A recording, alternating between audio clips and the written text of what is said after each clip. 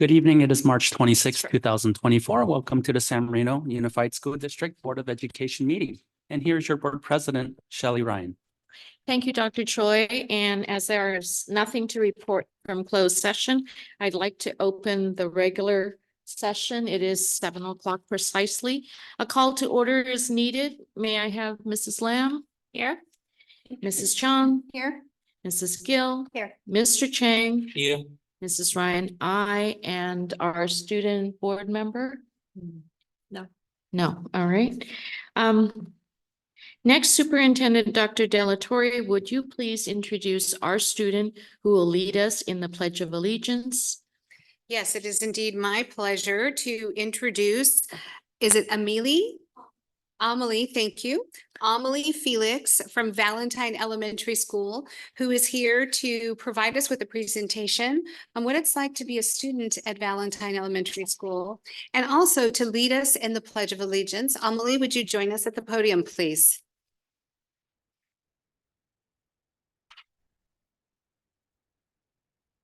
And thank you so much for being here this evening, Amelie. Thank you for having me. Our pleasure. Okay. Good evening. I would like to extend a warm welcome to Superintendent Dr. De La Torre, Board President Ryan, distinguished board members, the executive team, and all those in attendance tonight. My name is Amelie Felix, and I'm a fifth grade Viking at Valentine Elementary. I'm joined here by my principal, Mrs. McAlpine, my teacher, Miss Joyce, my mom and dad, and my brother, Anthony, and my sister, Avion.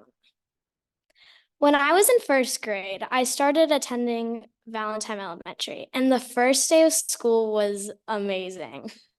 I quickly made a new friend, and I had an excellent teacher and a beautiful campus I got to go to every day. A memory I will never forget is when I saw my best friend on the first day of school when we turned after the pandemic. We did drive-throughs, but we weren't able to connect or hug.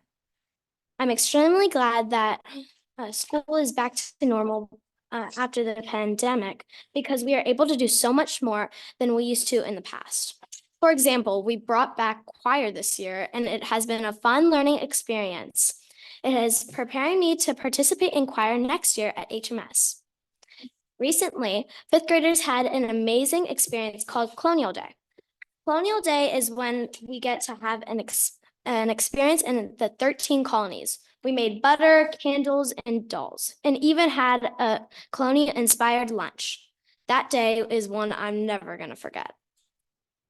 Valentine just had a lunch with a loved one last week too. It was special to have my parents come and eat lunch with me as we made a picnic on the grass.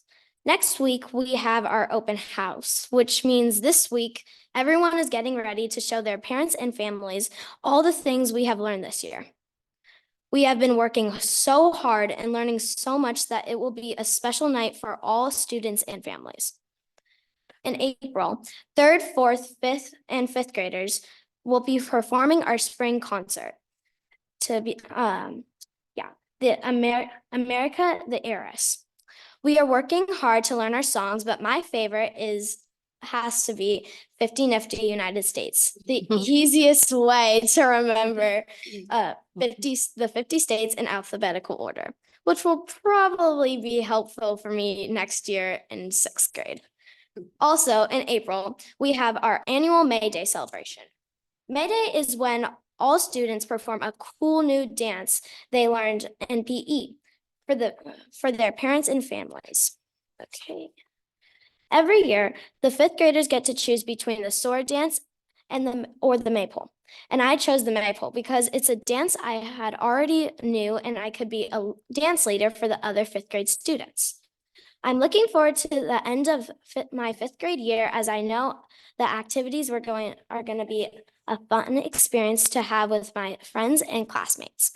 I'm sure that these activities will leave a lasting impression on my time at Valentine Elementary, just like every year has.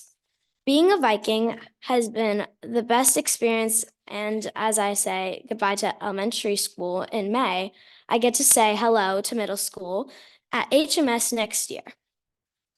Tonight, as I welcome you to San Marino Unified School District Board meeting, I would like to pay respect to our country and our flag. Please join us as we recite the Pledge of Allegiance.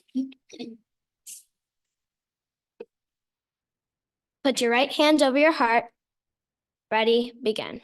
I pledge allegiance to the flag of the United States of America and to the republic for which it stands, one nation, under God, indivisible, with liberty and justice for all. Thank you.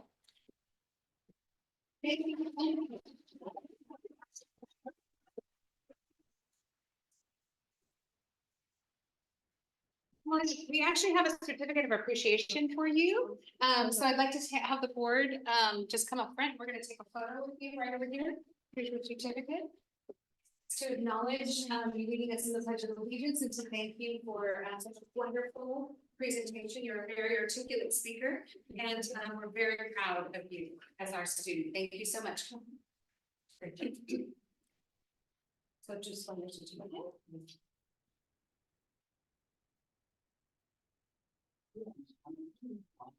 Okay.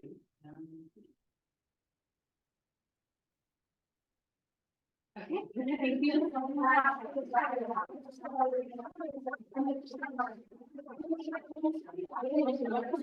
One more photo with your family.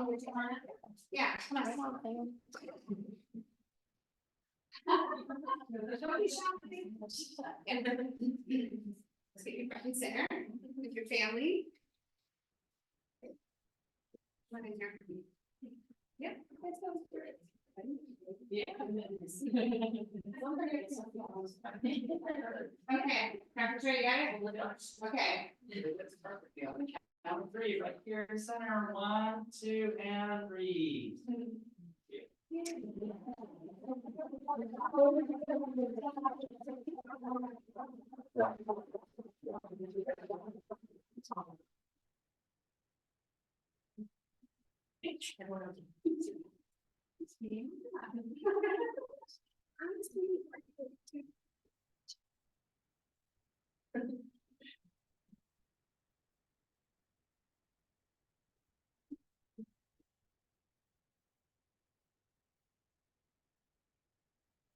Well, thank you for leading us in the Pledge of Allegiance and for the information on Valentine. Thank you so much.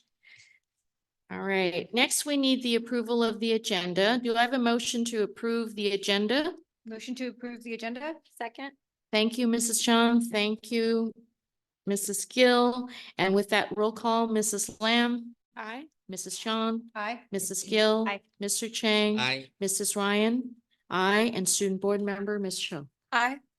Thank you. The motion has passed for the approval of the agenda, approval of the minutes, Board of Education meeting minutes, March 12th. Do I have a motion? Move to approve March 12th minutes. Second. Thank you, Mrs. Gill. Thank you, Mrs. Lamb. With that roll call, Mrs. Lamb, Aye. Mrs. Chang, Aye. Mrs. Gill, Aye. Mr. Chang, Aye. Mrs. Ryan, aye, student board member, Ms. Cho. Aye.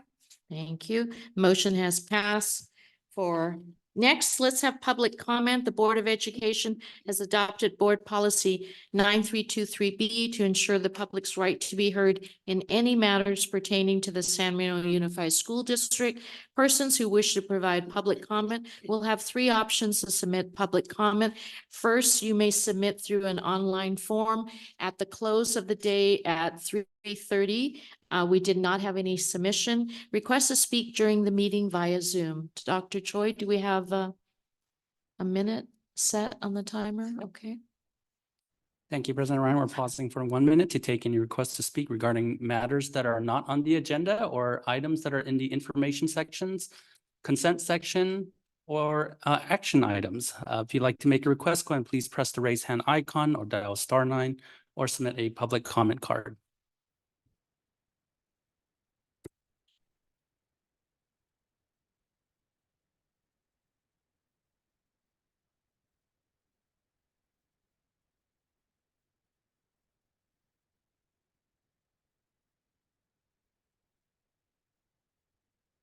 And 20 seconds remain. If you'd like to make your request to speak, please press the raise hand icon or dial *9.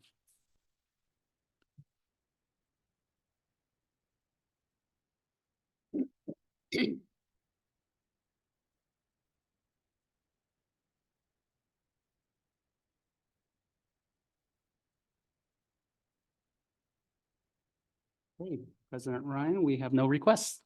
Thank you so much. Is there a request to speak during the meeting in person via the public comment card? There are none. Thank you. Next, we have the consent section, sections A to J, K, A to K. Do I have a motion? Before we make a motion, I'd like to ask the CBO. I saw that there's 21,000 for the kitchen equipment. What is that? I'm gonna need The to, sinks, the sinks, the sinks? Yeah. Okay. Thank you. sinks. I'm sorry. That was your answer. I'm sorry. Thank you. Thank you for answering that. Yeah. I was gonna do some research. Charlie's already got the answer. Thank you, Madam President. All right, thank you. Sorry.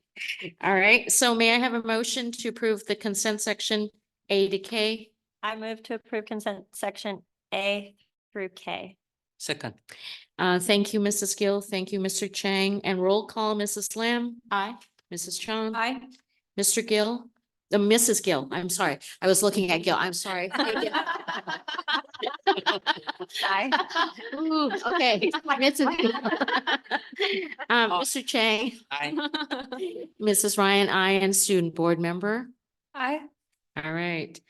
I think it was something in the dinner. I don't know what it was. Okay.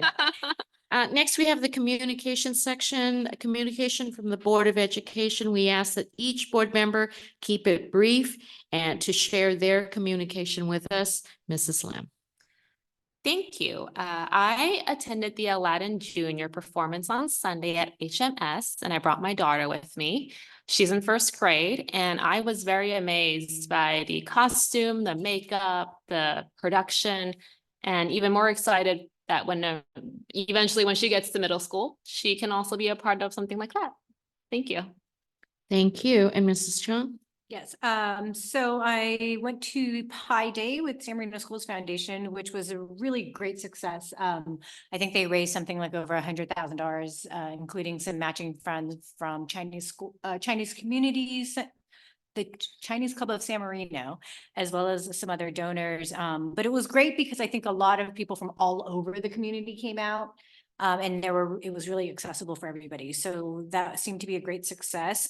Attended the Facility Advisory Committee meeting as an observer. I was very impressed with it as a very collaborative process, which we'll hear more about later. And then on Saturday, I saw our lovely student board member, Megan Choi, at the Sharp competition in Fontana, where our dance company took top places in solos and group performances, the division, as well as the judges award.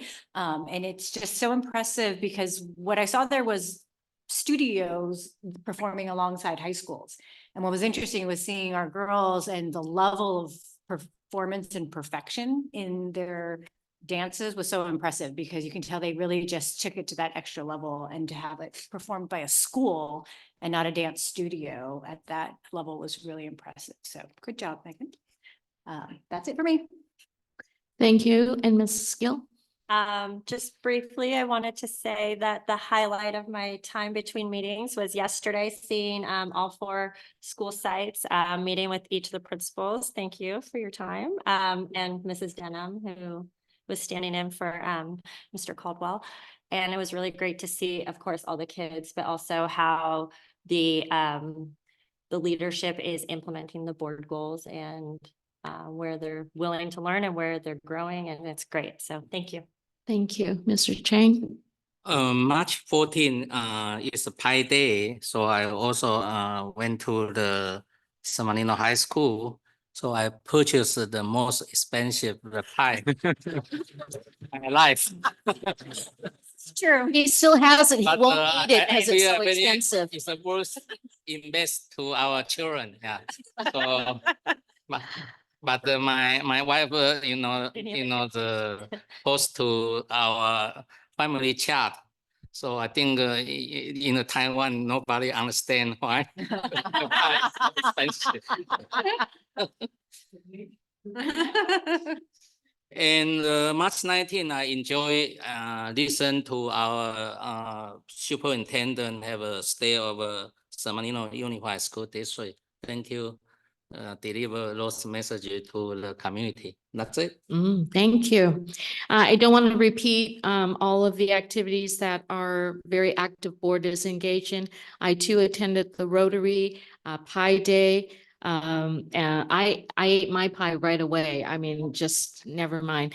And it was the home baked pie as well. So there were store-bought and homemade ones. Delicious destination. Had us enjoy foods from Portugal as well as Korea. And that was wonderful at the library. FAC is coming up next to present to us soon. And so I'll leave that to you, Jeff. And then science camp, I attended a science camp where my own students learned about archery, rock climbing, and survival skills. Aladdin was wonderful performance. I hope everyone got a chance to go out and see it. And it was annual Women's History Month this month, and I attended the annual event for Asian Pacific women leaders in the community. And I really enjoyed coming out to the 4 school sites and seeing everyone and seeing all of the wonderful things you guys are doing, Valentine, Huntington, Carver, and the high school. So thank you so much for hosting us. All right. We next have student board member, Ms. Cho.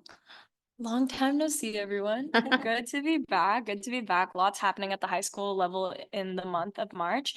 So after following our pretty successful musical Zombie Prom, the SMHS choir and the HMS choir department had their joint spring concert, which I thought was very well timed because a lot of the alumni from those departments ended up being able to come back and see it on their spring break, which was so nice to see all of them.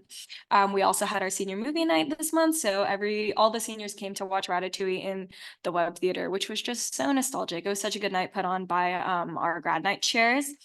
Moving on, we also have Chromebook testing all through this week and a few days last week in preparation for testing starting in the first week of April, which is next week. And we also had our GSA Spring Dance, a Wonderland Waltz, which is SMHS's non-gender conforming dance that happens semesterly. And I just wanted to briefly speak on a few of the events that we have coming up in the next few months before school closes out, because we have some very exciting stuff coming up. We have our students versus staff basketball game, which is always such a treat. We have our Powder Puff, which we're hoping to bring back this year, and a new event that I personally am very excited for. ASB is hoping to bring Pi a Teacher to San Marino. We already have about 5 to 8 teachers who have already agreed to take part, and it's going to be quite a day. So just wanted to build up some excitement, some suspense. Thank you. Thank you. All right, next communication from Dr. Delatorre, our superintendent. Thank you, Madam President, members of the Board of Education Executive Team. I have some very exciting things to share this evening. One of which is we did go on a very valuable learning walk on Monday. We were able to go out to all the schools, push into some classrooms, see some excellent examples of teaching and learning. And it was quite lucky for me that we ended up in Mrs. Shadell's AP literature class at the high school, and I was able to watch our very own board member, Megan Choa, engaging in some improv, and she's very talented. I'm here to say she just did a great job, and I was just so proud of her. But we really do thank all of our principals and assistant principals and everybody, for the wonderful work that's happening district-wide. And on that note, it is my honor and privilege tonight to announce that we are officially going to be removing the interim title from Mary Hazlett's principal position at Huntington Middle School and from Michelle Coda's assistant principal position at Huntington Middle School.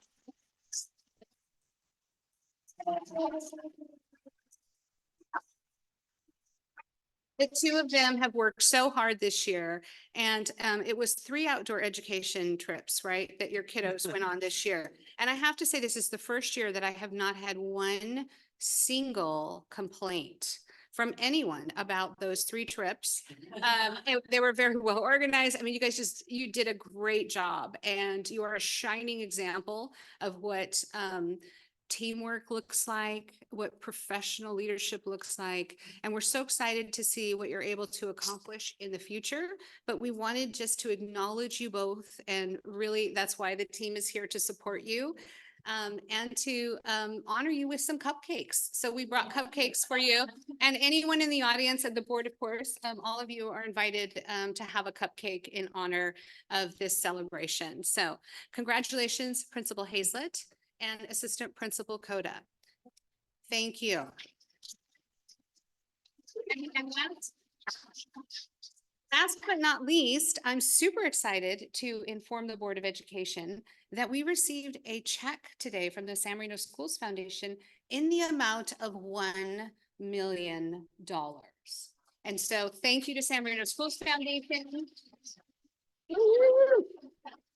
We will be honoring that later on in the Yes. year. So did you want to speak to that a little bit? Yes, Catherine Oliveros, the manager of San Marino Schools Foundation, delivered the $1 million today. She said that's just a portion of the total amount that the foundation is committed to delivering. And by the end of the year, we're going to have a big check ceremony. So I said, can we do it today? Because it's always good to celebrate. But it's always good to celebrate at the end of the year because there's more fundraisers happening. We don't want to end it right now.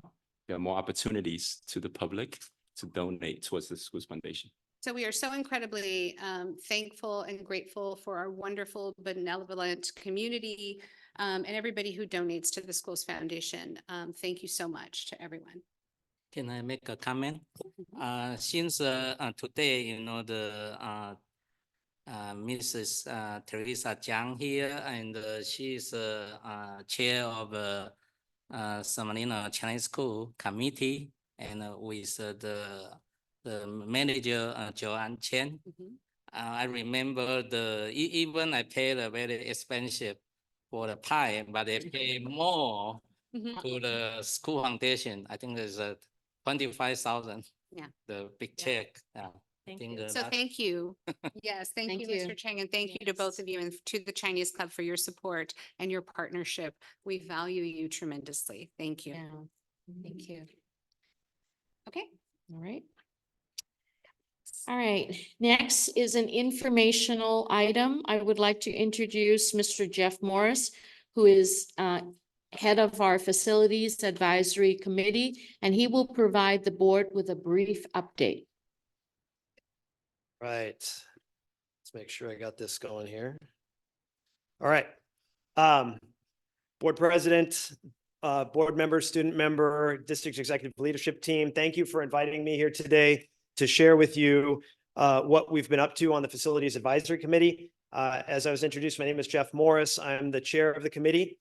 And our committee, I know on the agenda today, it says that it's an update from June 2023 to today, but I'm going to take back a little bit further to when our group was first formed by the board in late 2022.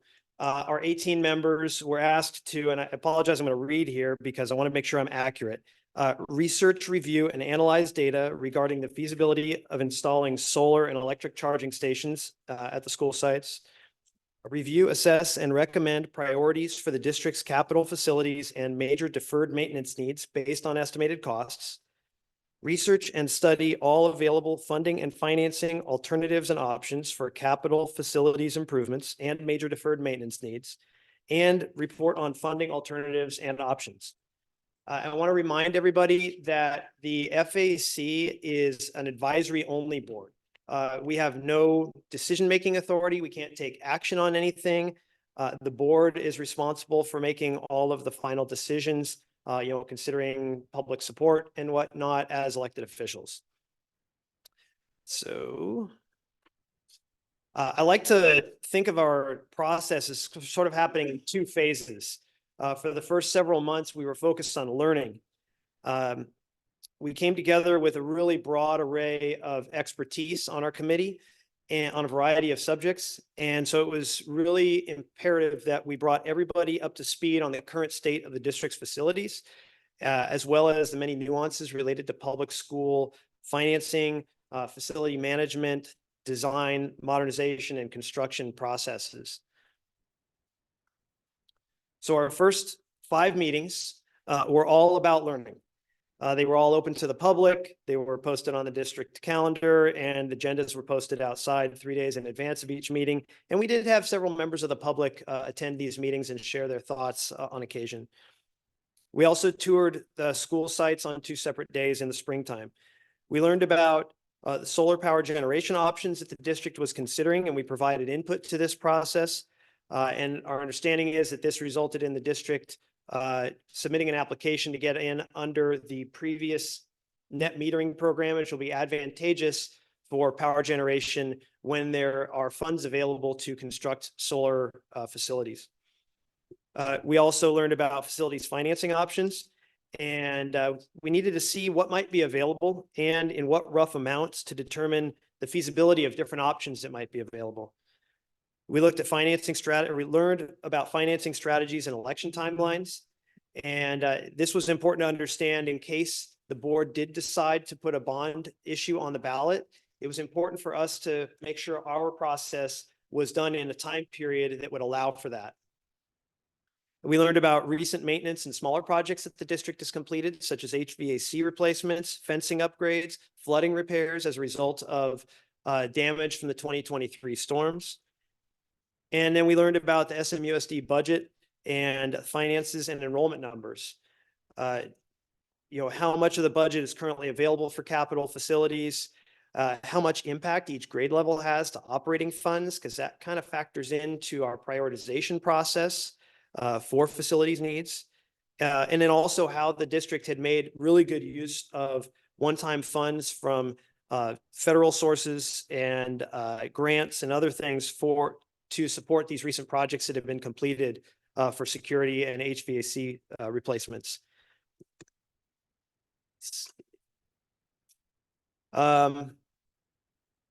We were also kept informed about the district's ability or their intent to bring in a consultant to help prepare a formal facilities needs assessment and master plan. These documents are really critical to inform the long-range decisions and planning that the district has to undertake for its facilities over the next 30+ years. We learned about public school facility design, permitting, and construction process, and how this differs from what people currently understood about residential construction or private sector, commercial, or private school construction. And we learned about facility usage by outside groups, what the district's current pain points were associated with that, and where we might have opportunities to bring in additional revenue in the future from facility rental fees. And then after the district selected their consultant in LPA, LPA led us through what their process was going to be for preparing the needs assessment and master plan. They helped us understand the role that we would be playing in informing the development of those important documents. So as we broke for the summer, we kind of, let all the stuff we learned in the springtime kind of marinate in the back of our heads, and we got ready to move into sort of more of an informing phase. When school started in the end of summer, we jumped right back into our process, this time with LPA helping us along. Since then, we've had 6 additional meetings, again, all public meetings on the district calendar with agendas posted 3 days in advance. And we also participated in 2 facilities-focused town hall meetings to bring in more members of the public into this process to engage with them. So the first thing I wanted to do is make sure we're really clear on what a facilities master plan is and what it isn't. It's a document that's used to inform decisions about facilities and what's needed between now and 30+ years into the future. So this looks really long range. There's a lot of things that you're going to see in here that might not look exactly the same because they're just conceptual plans right now. So it's you might see, for instance, a 2-story classroom building with 8 classrooms. Well, if there was funding for that and it moves into design and construction, that might not be exactly what gets built. It helps us plan based on the available space and what the needs are, and helps us figure out rough costs so that then we can project how much everything might cost if it were to be completed. The other thing that this document does is it identifies the projects and connects them to the district's focus, their long-range vision on activities, athletics, academics, and arts. As we went through this process, several goals emerged from our committee. We wanted to make sure that the master plan addresses the immediate needs for repairs, safety, security, indoor air quality, reliability of mechanical systems, and solutions to mitigate flooding. We also wanted to make sure that this document is tightly aligned with the district's focus on the 4 A's. That was critical to us. And another thing we wanted to do is make sure that the document or the plan considers long-term enrollment cycles. There's been a lot of talk in recent years about declining enrollment numbers, and we've sort of maybe hit an inflection point with enrollment increasing this year. And that may be a short-term trend, but these things have cycles over the years. The district's been in periods of declining enrollment and increasing enrollment, and we can't strictly plan on a lower enrollment number because that's what we see right now. This is a 30+ year vision document. We have to consider the future. We also want to make sure that maintenance costs are factored into long-range planning. So this would be something like, say, a playground, pavement on a playground. We know that that has a certain lifespan of X number of years. And we know that it might cost Y number of dollars to replace at the end of that lifespan. We want to make sure we're planning for this so that we can project what the future needs are going to be to replace things as they reach the end of their useful life.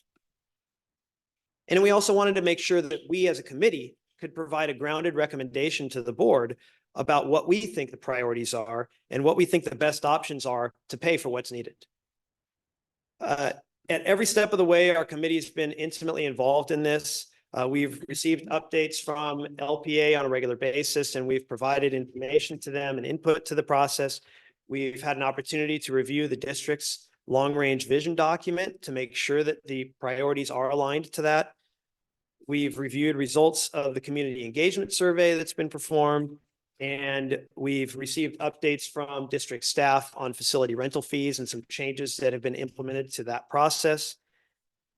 All of our meetings have featured really lively discussions and really a lot of probing questions, because we're really trying to get to the why behind what these recommendations are going to be, because that's what ultimately should guide them. At our meeting last week, our most recent meeting, we had a chance to review the cost estimates for the projects that have been identified in the master plan.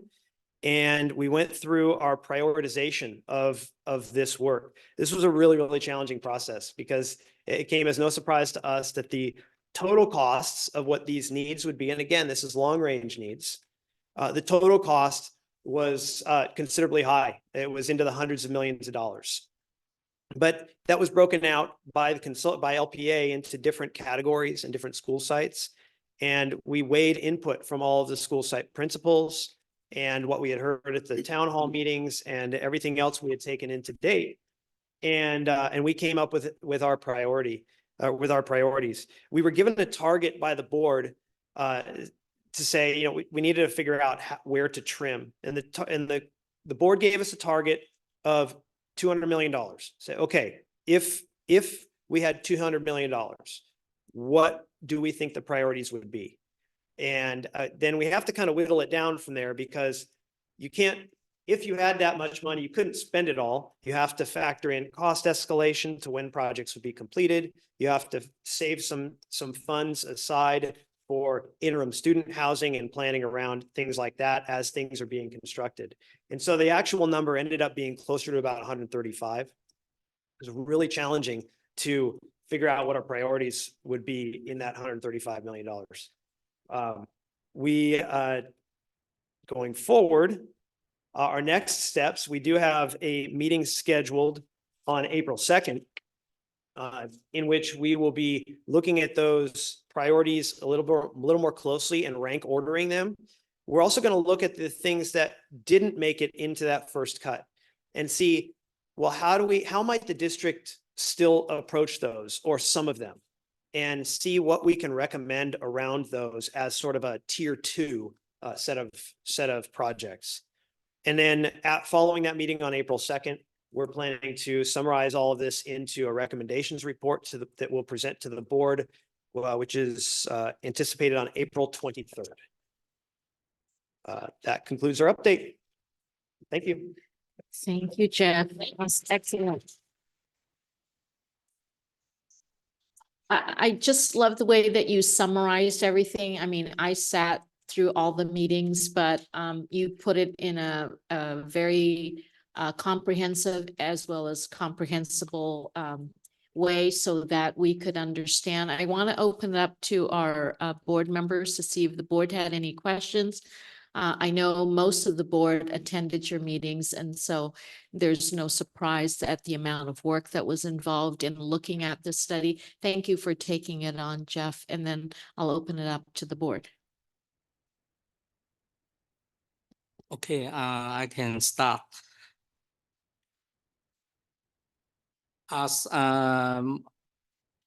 Jeff already present for the FAC goal, I think all is makes sense and also is a sufficient reason we are considering for the next bond, because the current bond is going to expire. But today, I also want to share my own opinion and share with our board member and share to the public, share with the school district staff. Each time we spend the money, we dedicate the money, I think always costly, or we always consider, you know, our own pocket, why we had to come out the money to do this.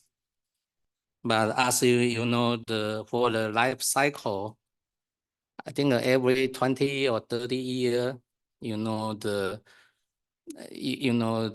building life time, they need to be upgrade or renovate to meet the current society need, to meet the current education the focus.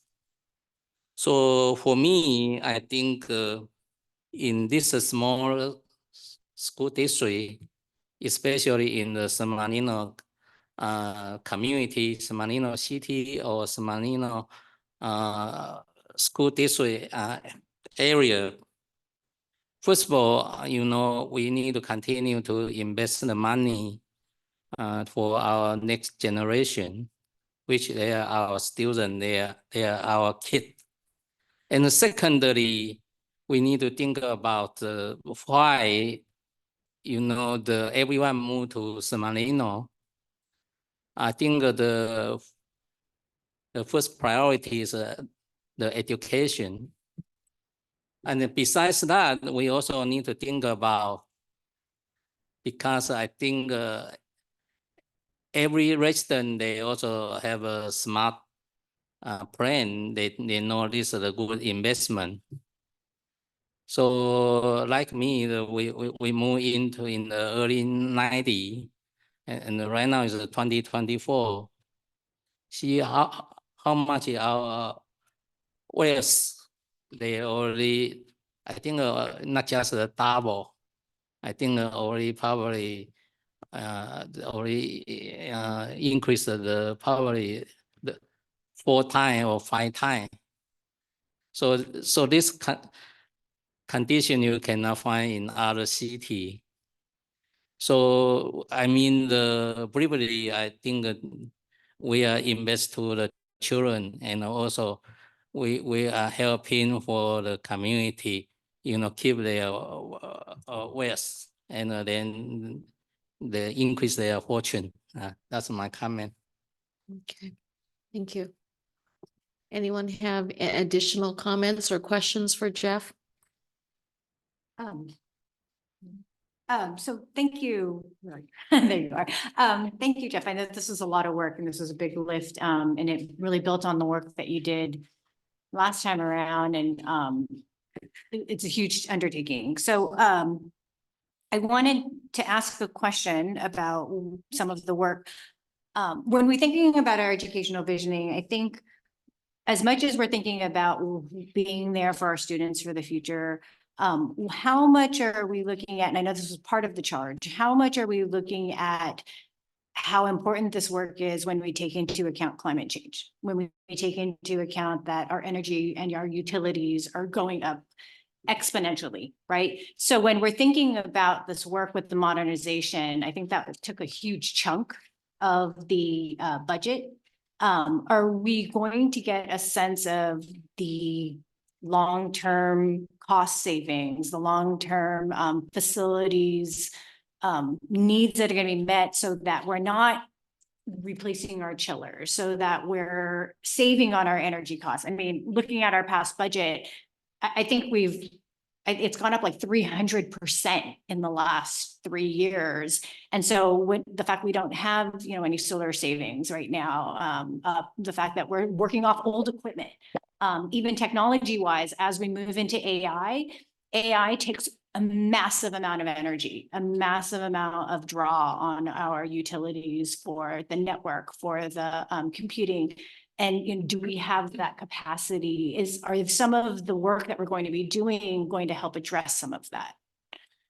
It's, I think it's probably tough to say at the conceptual planning phase for that. I mean, there can be a little bit of it considered. And certainly with power generating option, on-site power generation helps offset things. Any sort of new construction that meets modern day energy codes, current energy codes are far more stringent than the energy codes were just when the most recent round of buildings were constructed. And so that obviously helps with some of what you're speaking about, or what you're asking about. I would be hard pressed to get into too many details right now. I think a lot of that would be sorted out during more of a detailed design phase, when you would know more of what a building might look like, or what a modernization would consist of. Say, for instance, if we needed to improve air conditioning at one of the auditoriums, for instance, an existing facility, very large, maybe challenging to add additional insulation to it.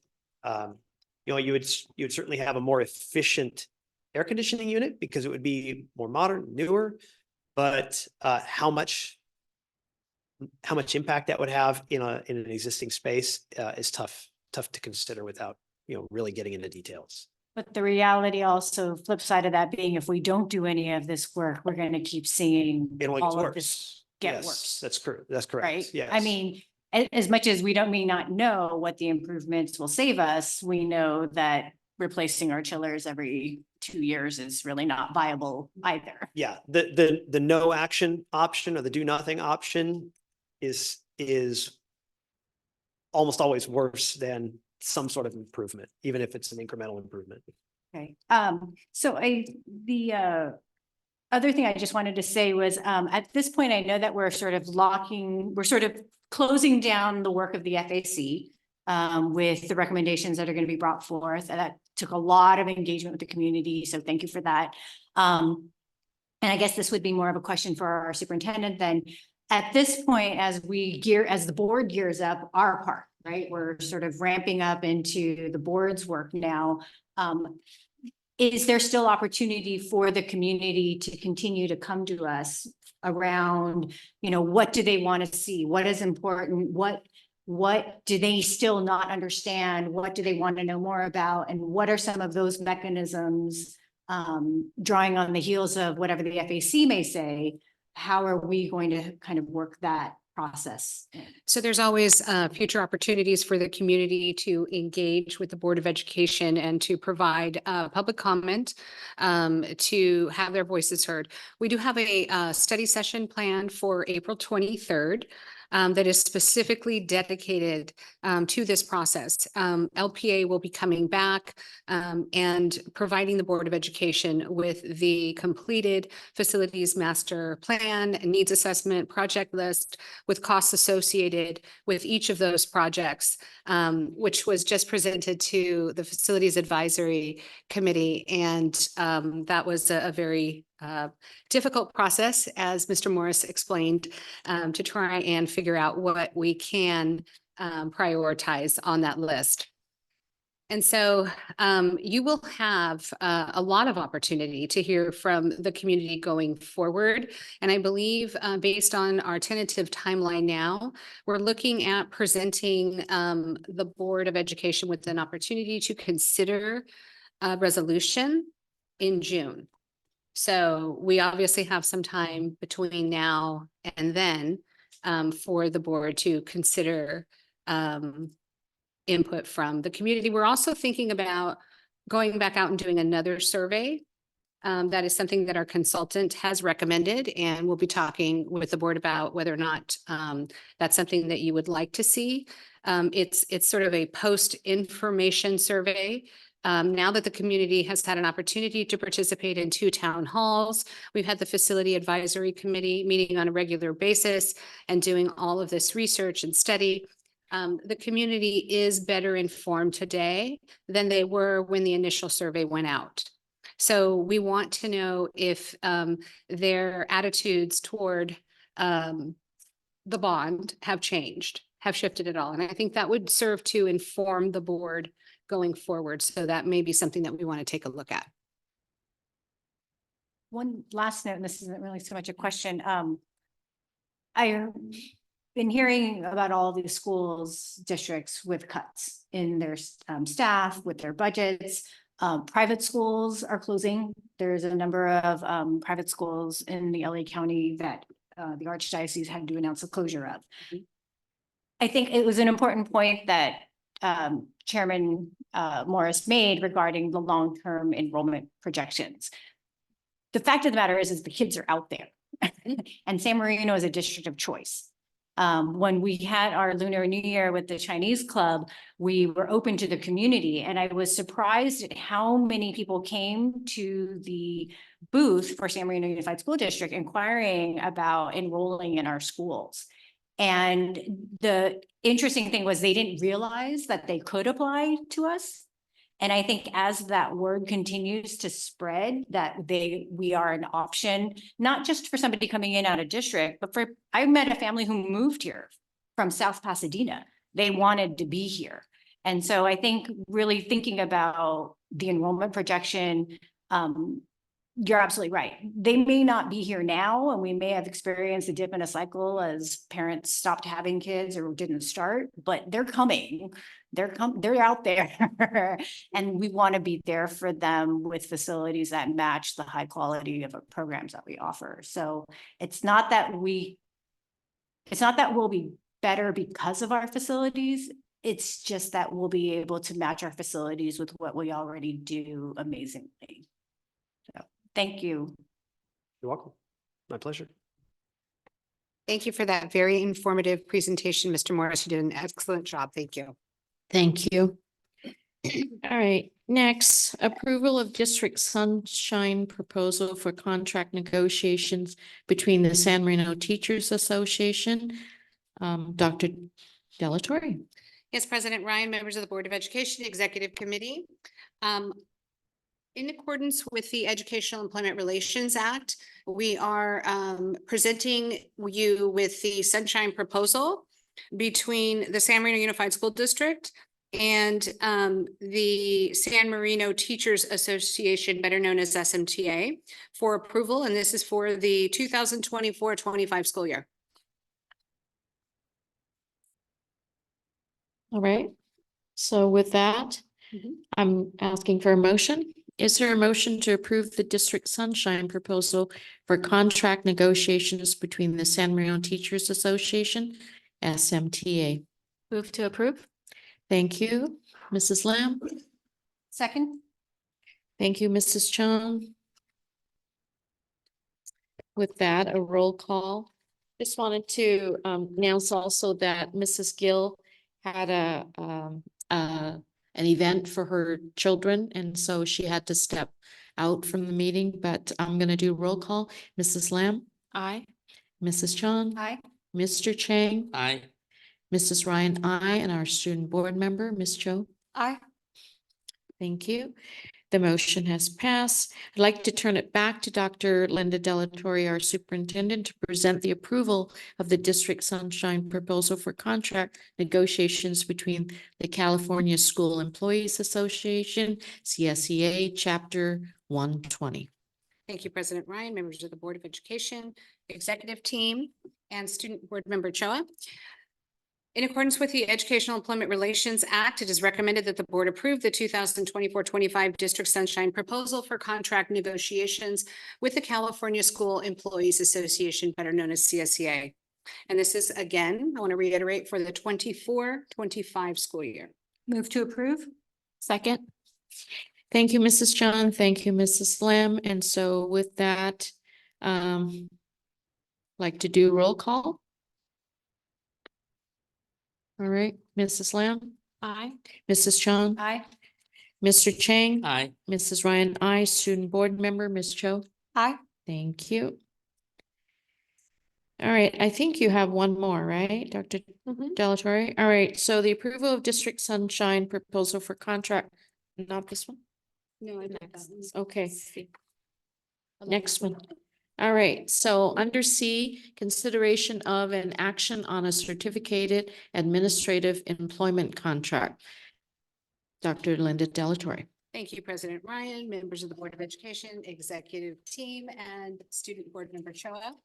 It is recommended that the Board of Education approve an employment agreement for Dr. Lena Richter as our Assistant Superintendent of Educational Services. Her contract is due to expire June 30th, 2024. The contract you have before you extends the term through June 30th, 2027. May I have a motion for approval? Move I'd like to make a motion to approve. Thank you, Mr. Chang. Do I have a second? I'll second. Thank you, Mrs. Lamb. And so with that roll call, Mrs. Lamb, Aye. Mrs. Chung, Aye. Mr. Chang, Aye. Mrs. Ryan, I, and student board member, Ms. Cho. Aye. Thank Thank you. I would like to turn it over to Dr. Lin now, who will present resolution number 11 for approval. This is resolution number 11, declaring the district's membership in the statewide educational wrap-up program known as SOUP. Thank you, Board President Ryan, members of the Board of Education, Superintendent Dr. Delatorre, executive team, and student board member Megan Choa. Resolution number 11 is about enhancing the district's risk management by joining the statewide educational wrap-up program, JPA, which is run by 550 member school districts and community colleges. In fact, PCC is a member community college in this JPA. Now, this JPA is an owner-controlled insurance program, and membership is free of charge. The premium is based on the construction project of our choice. The JPA provides bulk insurance discounts and helps the district limit risks to the general fund, streamline claims, and save on contractor costs. Also, upon completion of projects, the transfer of risks to our current West San Gabriel JPA is seamless. It is therefore recommended that the Board of Education approve the district's membership in the statewide educational wrap-up program to use for cost-effective construction-specific insurance to protect the financial interests of the district and possible future bond. I have invited Jana and also Brad, administrators from the State Educational Wrap-Up Program, JPA, here this evening to answer any questions that the board may have. Hi, welcome. Do you guys want to come up to the podium?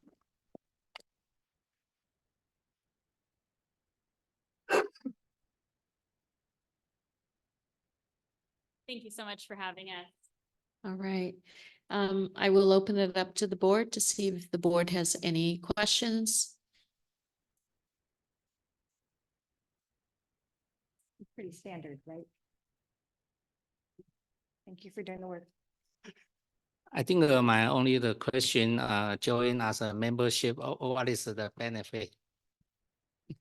So a couple of the benefits of the SOAP program, in addition to those that Dr. Lin described, being a part of SOAP, you have access to much larger limits of coverage than you would through traditional insurance. So using the Joint Power Authority, you have access to $125 million of coverage, as well as 10 years of completed operations coverage, which is basically 10 years of additional warranty coverage.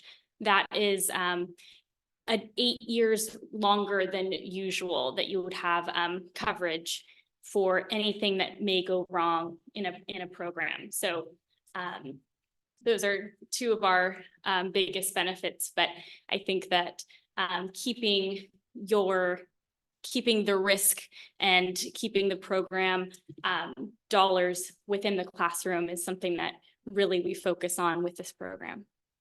This is all at no additional cost. No additional costs in terms of membership, but we can sign up when we do, let's say, pass a bond.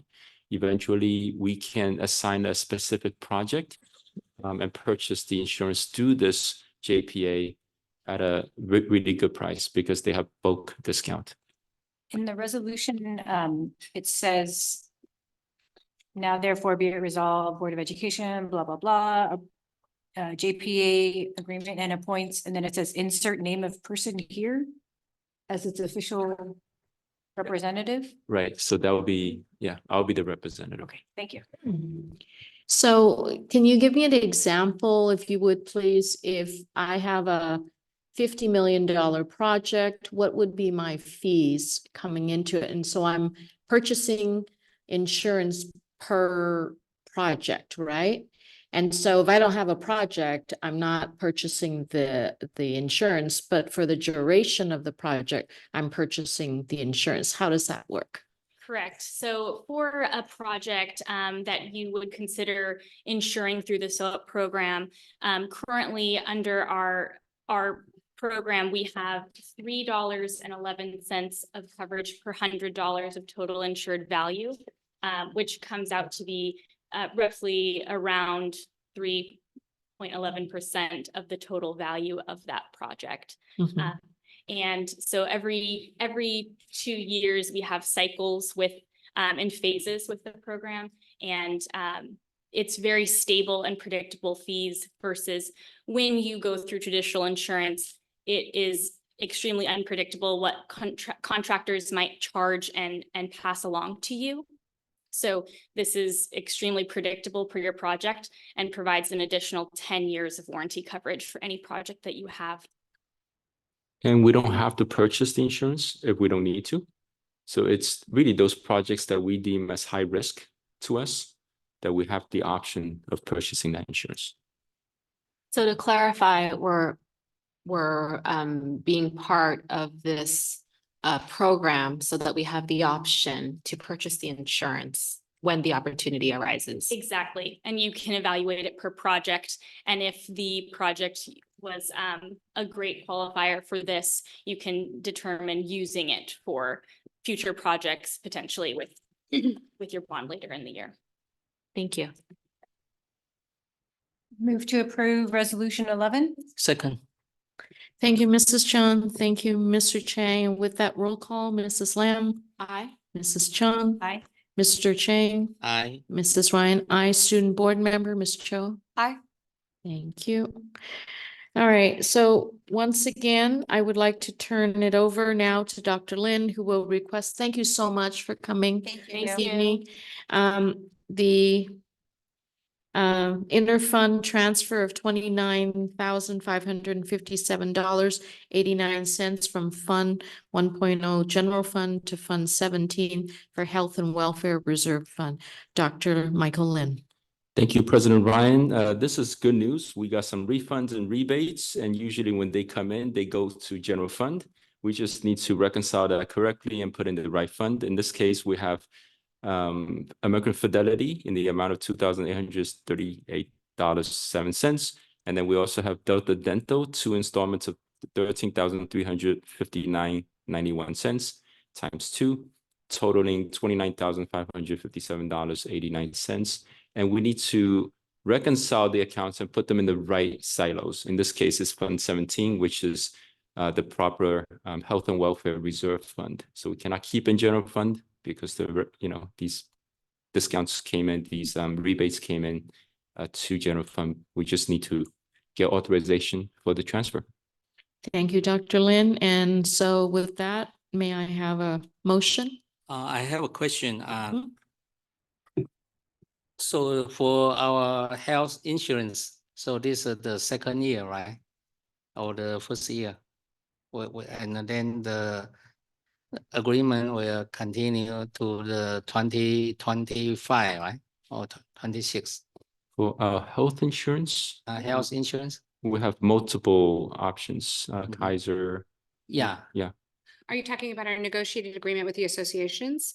That yeah, is- yeah. we're settled for this year, through June 30th, 2024 for health benefits. Mhm. We already know that the rates are increasing for 24-25. And so what Dr. Lin is trying to accomplish is taking the rebates that we're receiving from the JPA, Mhm. that were generated by health and welfare premiums, and putting that back into our health and welfare reserve Yeah. account that is typically used to offset any premium increases that we will experience in future years, 24-25. Yes. The reason I'm asking this, because I like to know I assume when the agreement expire, is that for the accounting purpose, so you will review the budget for the health insurance and the welfare. So is that you need to start again and then put the reserve. Oh, Or No, what no. is the Yeah. process?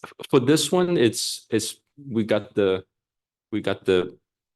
rebates and Yes, I know it's a rebate, so you transfer to right. the health and welfare reserve fund.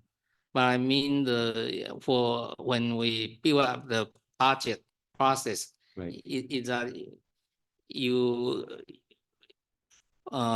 forecast how much we have to spend and then Oh, I see. you set up the Yeah. reserve fund, right? Right. So in this case, we do take the amount pending board approval tonight, the total amount, including the 29,000 that's in there, that becomes a new snapshot of Fund 17. Yeah. That becomes the basis to which we'll build that budget. Yes. We haven't yet negotiated the premium increases for 24-25 with the associations. But we are beginning that process. We've already started to negotiate the upcoming year. So we will have to decide whether we're going to pull money from the health and welfare reserve account Yeah. to offset the increase, Mhm. or if the employee, because there's an employee and an employer share, Mhm. or if the associations are gonna increase their share, we're gonna increase our share. All of that is subject to collective bargaining. Right. As was sunshined earlier. So we're going to go in and negotiate those factors. But it's a great thing to have a JPA that is generating rebates in a year when we know that health and welfare premiums are gonna be increasing. Okay, thank you. All right, thank you for that work. All right, I think I have a motion, right? Or I don't have a motion yet. I move to approve an interfund transfer in the set amount from general fund to health and welfare reserve fund. I'll second. All right, so thank you, Mrs. Chung, Mrs. Lamb, roll call, Mrs. Lamb, Aye. Mrs. Chung. Aye. Mr. Chang, I Mrs. Ryan, student board member, Ms. Cho. Aye. Thank you. All right, with that, Superintendent and Mr. Chang, are there any final discussion items? Mr. Chang? Well, I think we are going to spring break. So as you know, this is a small city, but all the residents is a global citizen. So I think they are going to travel. So I'm just think, when they travel overseas, they still need to pay attention about any infection disease. Yeah.